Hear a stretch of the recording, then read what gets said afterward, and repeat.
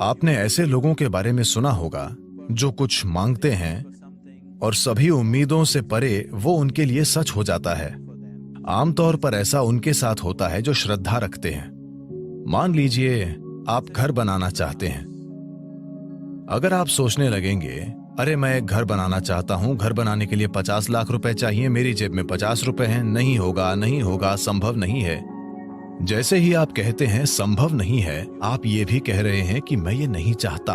तो एक स्तर पर आप इच्छा पैदा कर रहे हैं कि आप कुछ चाहते हैं, दूसरे स्तर पर आप कह रहे हैं मैं ये नहीं चाहता। तो इस संघर्ष में ये शायद न हो पाए। कोई इंसान जो किसी भगवान या मंदिर में या जिसमें भी श्रद्धा रखता है, जो सरल मन वाला है, श्रद्धा सिर्फ उन लोगों के लिए काम करती है जो सरल मन वाले हैं। सोचने वाले लोग जो बहुत अधिक सोचते हैं, उनके लिए ये कभी काम नहीं करती। एक छोटे बच्चे जैसा इंसान जिसे अपने ईश्वर या अपने मंदिर में या जिसमें भी एक सरल श्रद्धा है, वो मंदिर में जाकर कहता है, शिव जी मुझे एक घर चाहिए, मुझे नहीं पता कैसे, पर आपको ये करना होगा। अब उसके मन में कोई उल्टे विचार नहीं है, क्या ऐसा होगा, क्या ऐसा नहीं होगा, क्या ये संभव है, क्या ये असंभव नहीं है। श्रद्धा के सरल काम द्वारा इन चीजों को पूरी तरह से हटा दिया जाता है। अब उसे श्रद्धा है कि शिव उसके लिए ये करेंगे और ऐसा होगा। तो क्या शिव खुद आकर आपका घर बनाएंगे? नहीं। मैं चाहता हूं कि आप समझें, ईश्वर आपके लिए छोटी उंगली भी नहीं उठाएंगे। जिसे आप ईश्वर कहते हैं वो सृष्टि का स्रोत है। एक निर्माता के रूप में उन्होंने जबरदस्त काम किया है, कोई प्रश्न नहीं है। आप इससे बेहतर सृष्टि सोच सकते हैं? अभी जो भी है उससे बेहतर सृष्टि की क्या कोई कल्पना कर सकता है? तो एक निर्माता के रूप में उन्होंने बेहतरीन काम किया है। पर अगर आप चाहते हैं कि जीवन आपके हिसाब से चले, क्योंकि अभी आपकी खुशी और आपकी खुशहाली की बुनियाद ये है, अगर आप दुखी हैं तो सिर्फ और सिर्फ इसलिए आप दुखी हैं कि जीवन वैसे नहीं चल रहा जैसे आप चाहते हैं। बस यही बात है। तो अगर जीवन आपके हिसाब से नहीं चलता तो आप दुखी होते हैं। अगर जीवन आपके हिसाब से चलता है तो आप खुश होते हैं। ये इतना सरल है। तो अगर जीवन को आपके हिसाब से चलना चाहिए तो सबसे पहले आप कैसे सोचते हैं, आपकी सोच में कितना फोकस है, आपके विचार में कितनी स्थिरता है और विचार प्रक्रिया में कितनी ऊर्जा है, इससे तय होगा कि क्या आपका विचार एक सच्चाई बनेगा या सिर्फ एक विचार रहेगा। ये इससे भी तय होगा कि आप उल्टे विचार बनाकर उस विचार के लिए रुकावट नहीं पैदा करते। Is something possible or not possible? Is destroying humanity. क्या ये हो सकता है या नहीं, ये मानवता को नष्ट कर रहा है। क्या संभव है और क्या असंभव, ये देखना आपका नहीं, प्रकृति का काम है। आपका काम है मनचाही चीज पाने के लिए मेहनत करना। अभी आप यहाँ बैठे हैं। अगर मैं आपसे 2 सरल प्रश्न पूछूं, मैं चाहता हूं कि आप बस सुने और उत्तर दें। आप जहां बैठे हैं क्या वहां से उड़ सकते हैं? आप कहेंगे नहीं। क्या आप यहां से उठकर चल सकते हैं? आप कहेंगे हां। इसका आधार क्या है कि आप उड़ने के लिए नहीं और चलने के लिए हां कहते हैं? आधार है जीवन का अनुभव। कई बार आप उठकर चले हैं, कभी उड़ान नहीं भरी।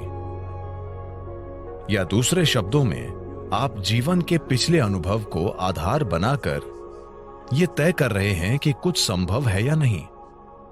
या दूसरे शब्दों में, आपने तय किया है कि अब तक जो नहीं हुआ वो भविष्य में आपके जीवन में नहीं हो सकता है। ये मानवता और मानवीय भावना का अपमान है। इस धरती पर जो अब तक नहीं हुआ वो कल हो सकता है। इंसान इसे कल एक सच्चाई बना सकते हैं। तो क्या संभव है और क्या असंभव, ये देखना आपका काम नहीं है। ये प्रकृति का काम है। प्रकृति तय करेगी। आप बस देखिए कि आप वाकई क्या चाहते हैं और उसके लिए मेहनत कीजिए। और अगर आपका विचार एक शक्तिशाली तरीके से तैयार होता है, बिना किसी उल्टे विचारों के, कोई ऐसे उल्टे विचार न हो जिनसे विचार प्रक्रिया की तीव्रता कम हो जाए। सबसे पहली और महत्वपूर्ण बात यह है कि आपको स्पष्ट पता होना चाहिए कि आप वाकई क्या चाहते हैं। अगर आप नहीं जानते कि आप क्या चाहते हैं तो उसे बनाने का सवाल ही नहीं उठता। अगर आप ये देखें कि आप वाकई क्या चाहते हैं तो हर इंसान यही चाहता है। वो खुशी से जीना चाहता है, वो शांति से जीना चाहता है।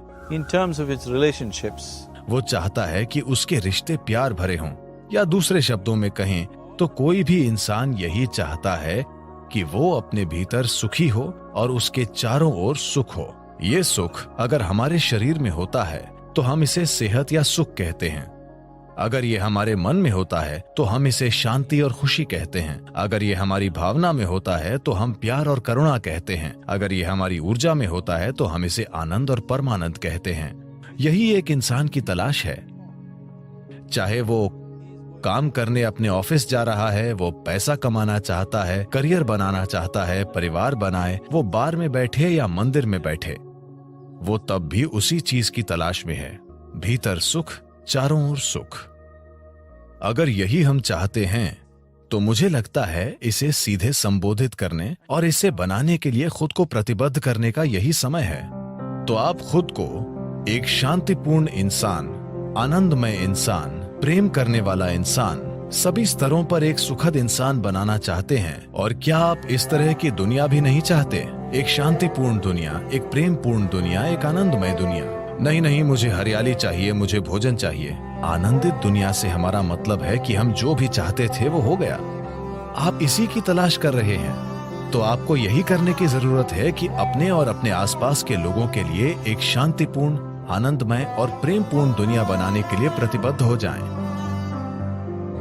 हर दिन सुबह अगर आप दिन की शुरुआत अपने मन में इस सरल सोच के साथ करें कि आज मैं जहां भी जाऊंगा एक शांतिपूर्ण, प्रेमपूर्ण और आनंदमय दुनिया बनाऊंगा। अगर आप दिन में 100 बार गिरते हैं तो क्या फर्क पड़ता है? एक प्रतिबद्ध आदमी के लिए विफलता जैसा कुछ नहीं होता। अगर वो 100 बार गिरता है तो 100 सबक सीखने को मिलते हैं। अगर आप खुद को कुछ वाकई अच्छा बनाने के लिए प्रतिबद्ध करते हैं तो आपका मन व्यवस्थित हो जाता है। जब आपका मन व्यवस्थित हो जाता है तो आपकी भावना व्यवस्थित हो जाएगी। भावना का संबंध विचार से है। जब आपका विचार और भावना संगठित हो जाती हैं तो आपकी ऊर्जाएं उसी दिशा में व्यवस्थित हो जाएंगी। जब आपके विचार, भावना और ऊर्जा व्यवस्थित हो जाएंगे तो आपका शरीर व्यवस्थित हो जाएगा। जब ये चारों एक दिशा में व्यवस्थित हो जाते हैं तो आप में मनचाही चीज बनाने और प्रकट करने की जबरदस्त क्षमता होगी। आप कई मायनों में ईश्वर होंगे। जो सृष्टि का स्रोत है वो आपके जीवन के हर पल में आपके अंदर काम कर रहा है। बात सिर्फ ये है, क्या आपने उस आयाम तक पहुंच बनाई है या नहीं? अपने जीवन के 4 मूल तत्वों को व्यवस्थित करके आपको वो पहुंच मिलेगी। ऐसा करने के लिए साधन और तकनीकें हैं। योग का पूरा विज्ञान, पूरी तकनीक जिसे हम योग कहते हैं, वो बस यही है, खुद को सृष्टि के एक टुकड़े से सृष्टा बनाना।